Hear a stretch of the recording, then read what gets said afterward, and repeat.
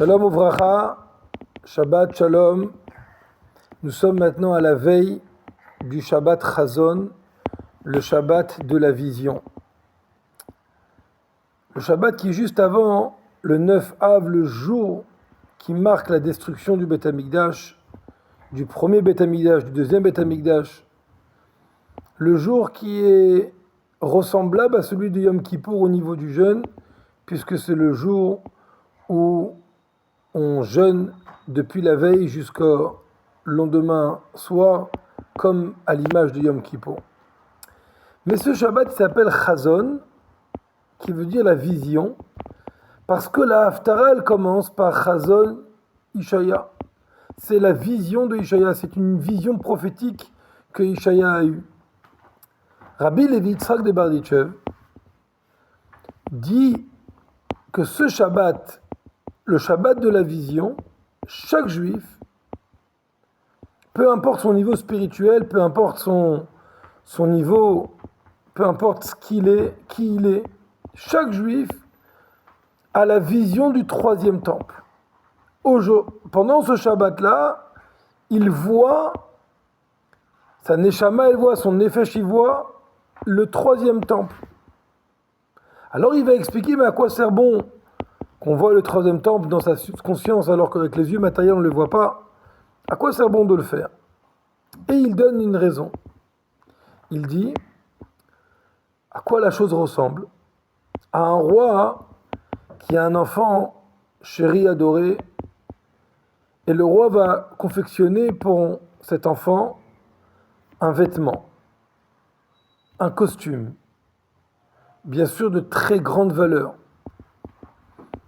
L'enfant, si au début il prêtait attention à la valeur de ce costume, voilà qu'un jour l'enfant a déchiré le costume en plusieurs déchirures,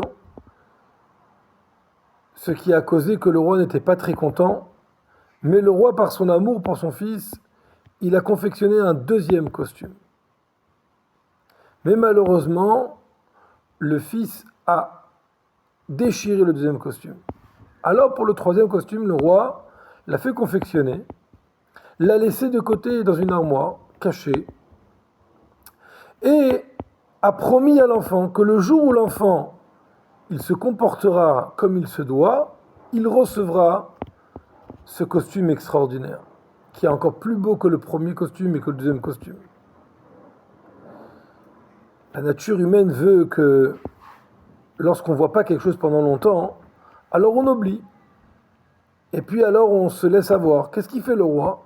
Le roi de temps à autre montre le costume à son fils et le fait réfléchir et le ravive la mémoire pour que le fils il va, ah oui, il faut que je me conduise comme il faut.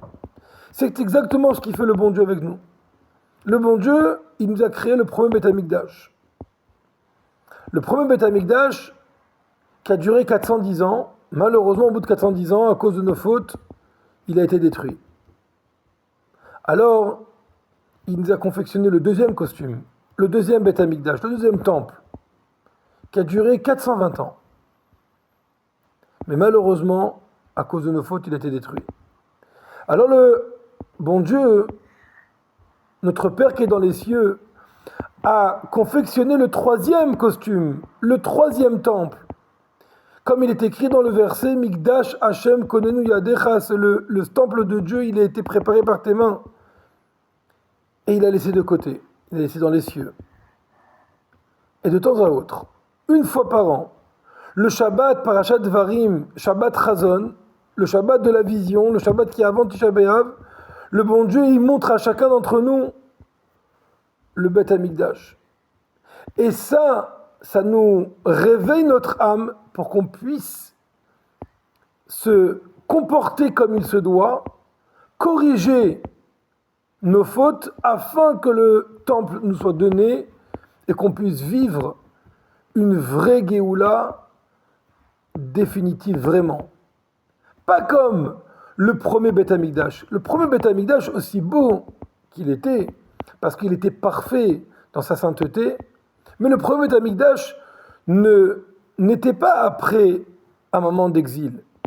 Parce que depuis le début de l'histoire des Juifs, il y a eu toujours le tabernacle, le Mishkan.